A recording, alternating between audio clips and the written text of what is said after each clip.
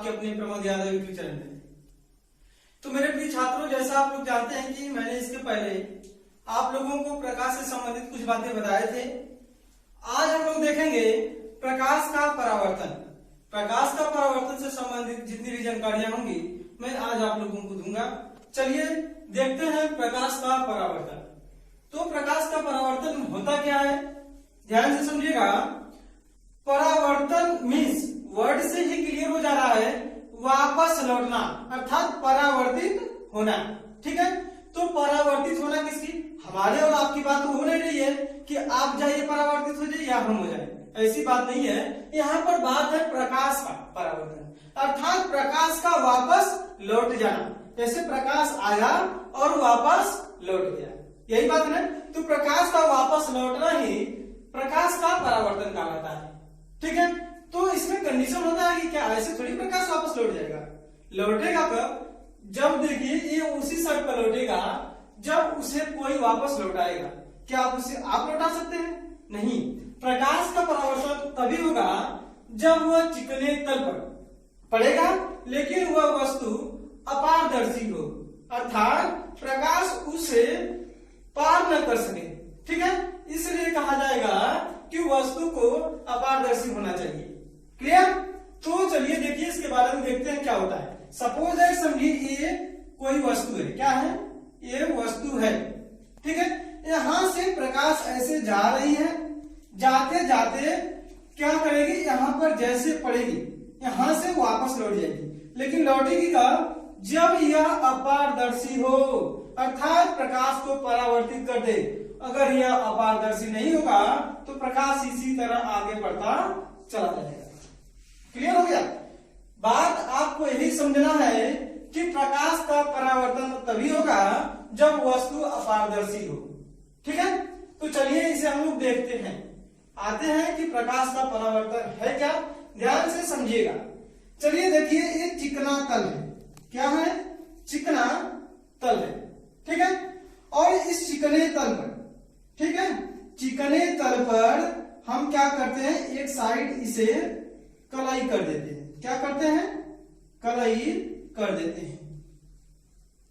जैसा आप लोग दर्पण को देखे होंगे, दर्पण जो होता है वो चिकना होता है, उसके एक साइड क्या क्या किया गया रहता है, कलाई किया गया रहता है। ठीक है, तो चलिए देखिए यहाँ पर प्रकाश की किरण आती है। क्या करती है? प्रकाश की किरण आती है और आने के बाद इसी जगह से वापस चली जाती है। क्यों चली जाती है? क्योंकि प्रकाश की किरण जब इस चिकने तल पर पड़ती है तो इससे टकराकर वापस चली जाती है। तो इसे थोड़ा ध्यान से समझिएगा। जो प्रकाश की किरण आएगी उसे हम आपतित किरण कहेंगे। क्या कहेंगे? आपतित किरण, आपतित किरण कहेंगे। क्लियर? और जो वापस चली जाएगी, जो टकराकर वापस चली जाएगी, उसे हम परावर्तित किरण कहेंगे। क्या कहेंगे? परावर्तित किरण। ये हुआ परावर्तित किरण। ठीक है, और जब यह प्रकाश किरण जिस बिंदु पर आकर मिली उसे हम कहेंगे आपतन बिंदु। क्या कहेंगे? आपतन बिंदु। ठीक है, ये हुआ आपतित किरण और ये आपतन बिंदु, और जिससे टकराकर वापस गई उस किरण को परावर्तित किरण। ठीक है, इसी के बीच में हम एक अभिलंब खींच देते हैं। क्या करते हैं? एक अभिलंब खींच देते हैं। ऐसे ध्यान से समझिएगा। ऐसे ये हो गया आपका एक अभिलंब। क्लियर? जिसे हम अभिलंब कहते हैं। ध्यान से समझिएगा। ये हुआ आपतित किरण और ये आपतन बिंदु, और इससे टकराकर जो गया उसे परावर्तित किरण, और इसके बीच में जो लंब खींचा गया है इसे अभिलंब कहेंगे। क्लियर? और जो यह तल है यह होगा परावर्तक तल। कौन सा तल? परावर्तक तल। ये हो गया परावर्तक तल। क्लियर? तो इसमें देखने की बात यह है कि देखिए, इसे आपतित किरण को हम कहेंगे इंग्लिश में इंसिडेंट रेज। क्या कहेंगे? Incident raise. क्लियर। और जो परावर्तित हो गया उसे रिफ्लेक्टेड रे। और जो हुआ ये हुआ नॉर्मल। ठीक है, ध्यान से समझिएगा कि आने वाली किरण को आपतित किरण, जो टकरा के गई उसे परावर्तित किरण, और इसके बीच में जो होगा उसे हम अभिलंब कहेंगे। ठीक है, और ध्यान से समझिएगा कि आने वाली किरण और अभिलंब के बीच जो कोण बनेगा उसे हम आपतन कोण कहेंगे, जिसे हम एंगल आई से इंडिकेट कर रहे हैं, इंसिडेंट रेज। ठीक है, और परावर्तित किरण तथा अभिलंब के बीच जो कोण बनेगा उसे हम कहेंगे रिफ्लेक्टेड एंगल अर्थात परावर्तन कोण। क्लियर हो गया होगा। चलिए इसके बारे में थोड़ा सा हम लोग देख लेते हैं कि परावर्तन कोण, प्रकाश का परावर्तन होता क्या है। ठीक है, तो सबसे आपके दैनिक जीवन में जो अच्छा उदाहरण है उसे ध्यान से सुनिएगा। क्या है, जैसा आप लोग जानते हैं कि मैंने इसके पहले बताया, प्रकाश का परावर्तन होता क्या है कि चिकने तल से वापस लौटना प्रकाश का परावर्तन कहलाता है। ठीक है, तो आप अपने दैनिक जीवन में देखिए, जैसे आप लोग देखे होंगे क्रीम पाउडर देखते हैं। क्रीम पाउडर क्या होता है, आप जब उसके अपने फेस पर लगाते हैं तो क्या करता है, चिकना हो जाता है। चिकना जब होता है, जैसे प्रकाश वहां पर आती है उसे टकरा कर वापस गिरती है और वो चमकने लगता है। होता है कि नहीं होता? जैसे अगर उसके पहले नहीं किया तो थोड़ा खुरदरा होता है, इसलिए वहां पर ज्यादा चमक नहीं होती है, इसलिए वो चमकदार नहीं होता है। लेकिन जब आप उस क्रीम पाउडर का यूज करते हैं तो चमकदार हो जाता है ना। दूसरा एग्जाम्पल समझिएगा, जैसे जानते हैं कि शूज अर्थात जो जूता होता है उसमें पॉलिश किया जाता है कि नहीं किया जाता है। पॉलिश करके जब उसमें रगड़ा जाता है तो रगड़ने के बाद क्या होता है, वो चमकदार हो जाता है और वो चमकने लगता है।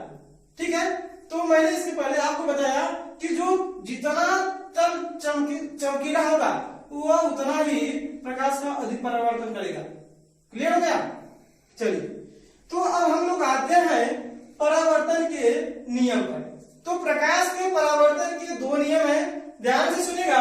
प्रकाश के परावर्तन के दो नियम हैं। पहला नियम है, ध्यान से सुनिएगा और जिसे नोट करना होगा वो नोट करेगा। ठीक है, पहला नियम है कि आपतित किरण अर्थात आने वाली किरण और परावर्तित किरण अर्थात जाने वाली किरण और इसके बीच खींचा गया अभिलंब तीनों एक ही तल में होते हैं। फिर से सुनिएगा, आने वाली किरण अर्थात आपतित किरण और जाने वाली किरण अर्थात परावर्तित किरण और इसके बीच खींचा गया अभिलंब तीनों एक ही तल में होते हैं। यह प्रकाश के परावर्तन का पहला नियम है। क्लियर हो गया होगा। और दूसरा नियम है कि आपतित किरण अर्थात इंसिडेंट एंगल और परावर्तित किरण दोनों जो हैं वह बराबर होते हैं। फिर से सुनिएगा, आपतन कोण और परावर्तन कोण दोनों बराबर होते हैं। ये प्रकाश के परावर्तन के दो नियम हैं। ठीक है, तो आपने प्रकाश के परावर्तन से संबंधित कुछ उदाहरण भी देखे होंगे और प्रकाश के परावर्तन के दो नियम है, दो नियम जान गए हैं। ठीक है, लेकिन बात यहाँ पर मैंने आपको अभी बताया दर्पण वाली बात, क्योंकि मैं दर्पण इसलिए लिया हूं क्योंकि आपके घरों में ये है कि नहीं है। क्योंकि जानते हैं कि जो चिकना तर है ये जरूरी नहीं है कि उससे प्रकाश का परावर्तन होगा ही होगा, नहीं हो सकता है, क्योंकि जब उसके दूसरे साइड कलई नहीं किया रहेगा तो उससे प्रकाश का वापस जाना ये मतलब जरूरी नहीं है। क्यों नहीं है? क्योंकि पार उसको कर सकता है प्रकाश की किरण, क्योंकि जानते हैं कि प्रकाश जो है एक सीधी रेखा में गमन करता है। ठीक है, चलिए अब हम लोग देखेंगे दर्पण के बारे में। समतल दर्पण क्या देखेंगे? समतल दर्पण। समतल दर्पण से प्रतिबिंब का निर्माण। ठीक है, या समतल दर्पण से संबंधित कुछ महत्वपूर्ण बातें।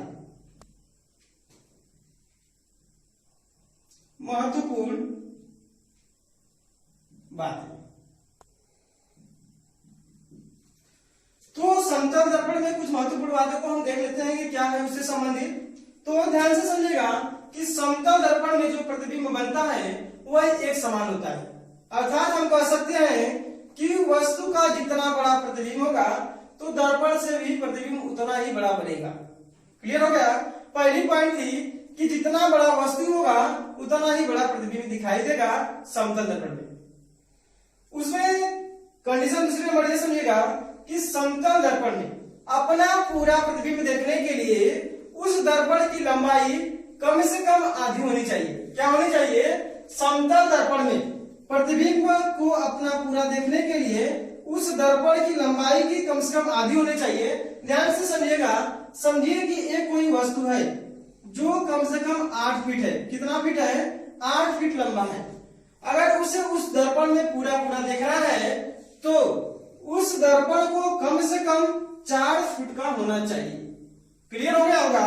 अर्थात आप कह सकते हैं कि समतल दर्पण में किसी भी चीज का प्रतिबिंब देखना है पूरा तो उस दर्पण की लंबाई वस्तु की लंबाई की आधी होनी चाहिए। क्लियर? जो पॉइंट क्लियर हो गया होगा।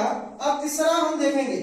तीसरा यह है कि दर्पण में प्रतिबिंब अगर बनता है तो दर्पण के सामने जितनी दूरी पर वस्तु होगी प्रतिबिंब दर्पण में उतना ही दूर अर्थात उसके पीछे बनता है। जैसा कहने का मतलब यह है कि समझिए कि यह दर्पण है। यह हो गया दर्पण। क्लियर? दर्पण में अगर यहाँ पर वस्तु कोई रख ली गई है अर्थात हम कह सकते हैं कि 4 मीटर की दूरी पर है। 4 मीटर की अगर दूरी पर है तो दर्पण में जो प्रतिबिंब बनेगा वो 4 मीटर की ही दूरी पर बनेगा। क्लियर? फिर से सुनिएगा। अगर किसी वस्तु का दर्पण में प्रतिबिंब देखना है तो वस्तु अगर दर्पण से जितनी दूरी पर रखी रहेगी उतना ही दूरी पर प्रतिबिंब बनेगा। क्लियर? जैसे कि समझिए अगर दर्पण यहाँ पर है। क्लियर है? अगर दर्पण यहाँ पर है वस्तु अर्थात हम यहाँ पर हैं, ठीक है, इतनी दूरी पर है तो प्रतिबिंब दर्पण में उतना ही दूरी पर बनेगा जितना दूर हम हैं। यहाँ से कम से कम इतना दूरी पर बनेगा। क्लियर हो गया होगा? दर्पण में प्रतिबिंब कितना दूरी पर बनेगा? जितनी दूरी पर वस्तु रखी रही होगी। चलिए नेक्स्ट पॉइंट देखते हैं कि समतल दर्पण में जो प्रतिबिंब बनता है वह सीधा और आभासी बनता है। मतलब समझ में क्या होता है? आभासी और सीधा। जैसे समझिए कि अगर समतल दर्पण आप ले लिए, समतल दर्पण में अपना प्रतिबिंब देख रहे हैं तो समतल दर्पण में प्रतिबिंब जो बनता है वह आभासी बनता है। अर्थात जैसे आप बाहर है क्या उसमें वैसे रहेंगे? वैसा नहीं रहेंगे। ऐसा तो नहीं कि दर्पण तोड़ के बाहर उसी में से निकलेंगे, ऐसा नहीं हो सकता। समतल दर्पण में जो प्रतिबिंब बनेगा वो आभासी बनेगा। और जो सीधा बनता है, सीधा मतलब जैसे रहेंगे वैसे ही बनेगा। ये तो नहीं कि अगर आपका पैर नीचे है और गर्दन ऊपर है तो दर्पण में क्या करेगा? पैर ऊपर कर देगा और गर्दन आपका नीचे कर देगा। ऐसा नहीं करेगा। तो हम कह सकते हैं कि समतल दर्पण में जो प्रतिबिंब बनेगा वह सीधा और आभासी बनेगा। ठीक है? ये भी पॉइंट आपका क्लियर हो गया होगा। चलिए नेक्स्ट पॉइंट देखते हैं। नेक्स्ट पॉइंट में क्या है कि नेक्स्ट पॉइंट में यह है कि समतल दर्पण में जो पार्श्व प्रतिबिंब बनता है वह प्रतिबिंब परिवर्तित होता है। अर्थात हम कह सकते हैं कि अगर दर्पण है, दर्पण में अगर अपना प्रतिबिंब देख रहे हैं तो आपका दायां बाएं दिखाई देता है और बायां जो है वह दायां दिखाई देता है। जैसा आप जानते हैं अगर दर्पण में देखिएगा आप अपना हाथ ये वाला बढ़ाइए उसमें प्रतीत होता है कि आपका बायां वाला बढ़ा है कि नहीं होता? तो यहां से कह सकते हैं कि समतल दर्पण में पार्श्व परिवर्तित होता है। क्लियर? हम लोगों ने समतल दर्पण से संबंधित कुछ पॉइंट को देखे हैं। अब देखेंगे कि समतल द्वारा प्रतिबिंबों की संख्या निकालो कि अगर समतल दर्पण में प्रतिबिंब की संख्या कितनी बनेगी। तो इसमें कुछ ऐसी कंडीशन होते हैं जिससे हम लोग समझेंगे। ठीक है? चलिए एक बात बता दूं, अगर आप लोग अभी तक इस वीडियो को लाइक नहीं किए तो सभी लोग लाइक कीजिएगा। अगर इस चैनल पर नए हो तो इस चैनल को फटाफट सभी लोग सब्सक्राइब कीजिए और अपने स्टडी ग्रुप में शेयर कीजिएगा। ठीक है? तो हम लोग देखेंगे क्या कि समतल दर्पण द्वारा बने प्रतिबिंबों की संख्या। क्या देखना है? प्रतिबिंबों की संख्या। प्रतिबिंबों की संख्या क्या देखना है? प्रतिबिंबों की संख्या। तो प्रतिबिंबों की संख्या कैसे निकालते हैं अब हम लोग देखेंगे कि प्रतिबिंब की संख्या कितनी होती है। ये बताइए, अगर समतल दर्पण है, अगर दो समतल दर्पण को हमने ले लिया, जैसे उदाहरण के लिए आप बताते हैं कि आप अगर सैलून में गए होंगे बाल बनवाने के लिए जाते हैं, और बाल अगर दाढ़ी बनवाने के लिए जाते हैं समतल दर्पण, ठीक है, तो समतल दर्पण अगर दो ऐसे लगा रहता है तो उसमें अगर देखते होंगे तो आपका प्रतिबिंब जो है बहुत सारा दिखाई देता है। अर्थात आप कह सकते हैं कि अनंत प्रतिबिंब बनते हैं। वो कैसे बनते हैं उसको हम लोग देखेंगे। क्या होता है कि प्रतिबिंबों की संख्या अगर निकालना है तो हम क्या करेंगे, 360 बटे के थीटा कर देंगे। क्या करेंगे, 360 बटे के थीटा कर देंगे। ठीक है, क्या होता है, कैसे होता है, हम लोग देखेंगे कि क्यों ऐसा सैलून में प्रतीत होता है कि अनंत प्रतिबिंब बन रहा है। देखिए उसमें होता क्या है, अगर दो यहाँ पर दर्पण ऐसे है, क्या है, अगर दो दर्पण है, ठीक है, अगर उसमें आप बैठे हैं अर्थात उसी के समांतर बैठे, तो उसमें क्या होता है, समांतर अर्थात थीटा का मान कितना होगा, थीटा का मान हो जाएगा 0। ठीक है, जब 0 हो जाएगा तो 360 में अगर देखिए 360 में आप 0 से भाग देंगे तो आएगा कितना, इंफिनिटी, अर्थात अपरिभाषित। क्लियर है, मतलब बहुत सा आएगा। क्लियर, तो यहां पर हमने देख लिया कि क्यों आता है इतना। ठीक है, लेकिन अगर बताइए कि थीटा का मान ऐसा तो नहीं कि हमेशा 0 रहेगा, समांतर बैठा रहेगा, वहां पर 30 भी हो सकता है, 40 भी हो सकता है, 50 भी हो सकता है, 60 भी हो सकता है। थीटा का मान कुछ भी तो हो सकता है। ठीक है, तो ये बताइए कि हम बता रहे हैं अगर 360 में कुछ ऐसे अगर समझ लो कि 40, उसको हम 40 डिग्री पर रखे हैं तो 360 बटे की 40 कर देंगे, 0 आ जाएगा, 9 आ जाएगा, तब प्रतिबिंब की जो संख्या आएगी वह 9 होगी। लेकिन इसमें कंडीशन क्या है, इसे थोड़ा सा समझिएगा, यहां पर समझने की कोशिश कीजिएगा। चलिए मैं उसे आपको बता देता हूं कि क्या होता है।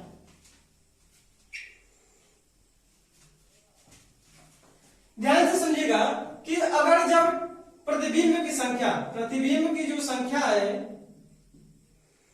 प्रतिबिंब की संख्या जब आती है विषम, तब क्या होता है, जब विषम पहले देखिए जब प्रतिबिंब की संख्या सम आती है, क्या आती है, सम, तब हम क्या करेंगे, जो 360 बटे के थीटा होता है, 360 बटे के थीटा होता है, उसमें से हम -1 कर देंगे। क्या करेंगे, 360 बटा के थीटा -1 कर देंगे।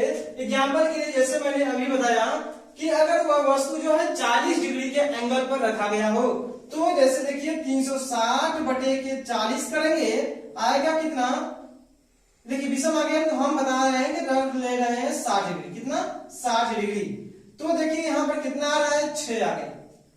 तब जो प्रतिबिंब की संख्या बनेगी वह 6 बनेगी। अगर दो समतल दर्पण है, उसमें जो वस्तु रखा गया है वह 40 डिग्री के एंगल पर रखा गया है, तब प्रतिबिंब की संख्या कितनी होगी, 6 होगी।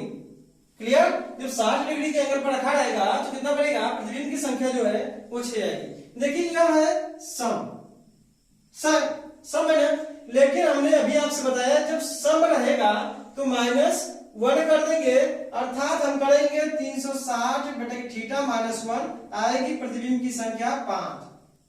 ठीक है, तो कहेंगे प्रतिबिंबों की जो संख्या होगी, प्रतिबिंबों की संख्या कितनी हो जाएगी, 5 हो जाएगी। क्लियर, ये जो है सम के लिए, जब सम रहेगा तो 360 बटे के थीटा -1 कर देंगे। ठीक है, अब बात रही किसकी, विषम की। विषम की बात है तो विषम के बारे में थोड़ा सा देख लीजिए कि विषम के बारे में क्या है, विषम के बारे में थोड़ा सा देख लीजिए।